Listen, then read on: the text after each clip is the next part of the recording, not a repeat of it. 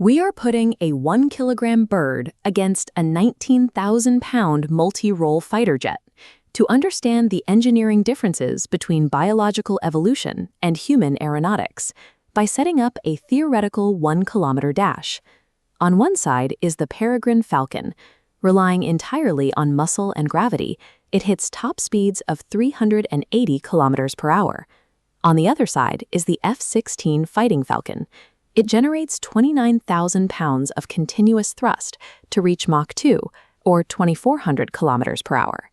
Over a long distance, the jet easily wins. A sustained burn of jet fuel will always overtake an animal. But off the line, the jet must fight its own mass just to begin moving. The bird reaches its peak velocity using a strategy that requires almost no internal propulsion. The question is, at what exact point the physical and physiological limits of flesh and blood forced biology to yield the sky to technology? This race compares two distinct strategies for moving through the air: biology's extreme efficiency using gravity and humanity's reliance on continuous brute force thrust. At 0 seconds, neither competitor is moving. The Paragan Falcon begins high above the ground. It steps off a perch and drops into a steep, gravity-assisted dive known as a stoop. By falling rather than flying, the bird reaches 380 kilometers per hour almost instantly, burning very few metabolic calories. But that kinetic energy requires altitude.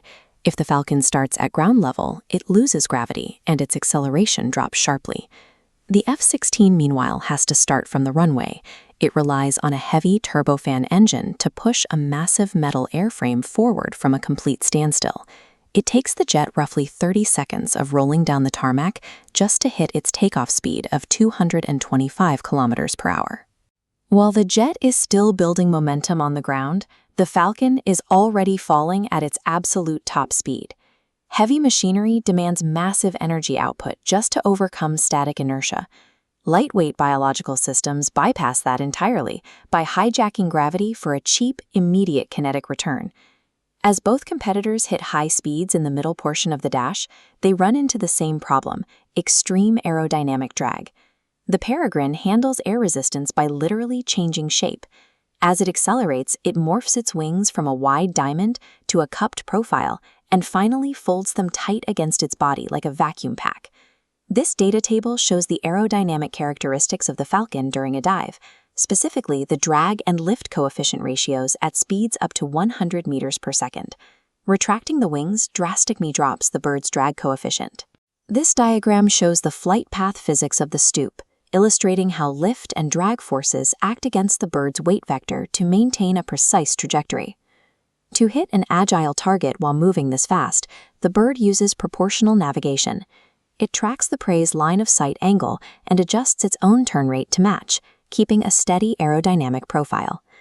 The F-16 cannot fold its wings. It manages drag using digital fly-by-wire computers and a constant stream of engine thrust. Instead of slipping cleanly through the air by changing its physical shape, the jet simply beats the air resistance into submission with raw power. That power allows the F-16 to perform sustained 9G turns, while its internal sensor fusion acquires targets in a 360-degree radius. This polar plot maps the relationship between the lift and drag coefficients.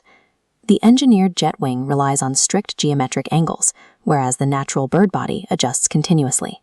Nature actively adapts its physical shape to slip past resistance.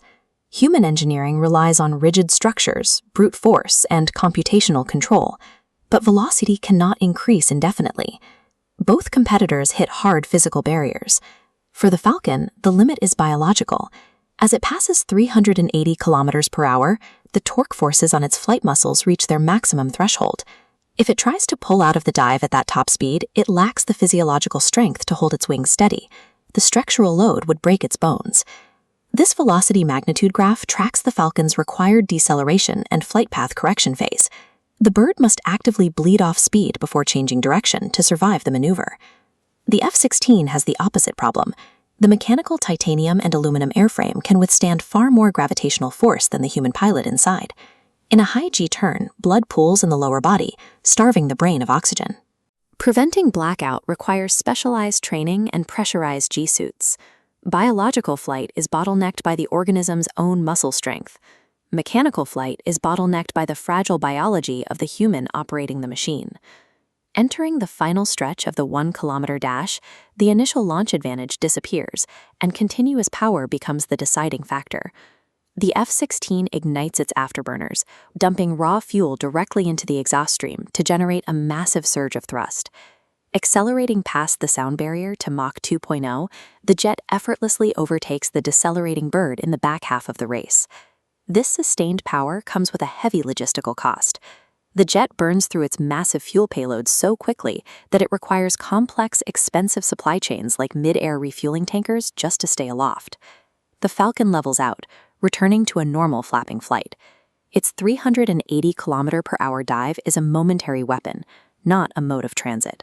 Plotting time against distance superiority shows exactly where the lines cross.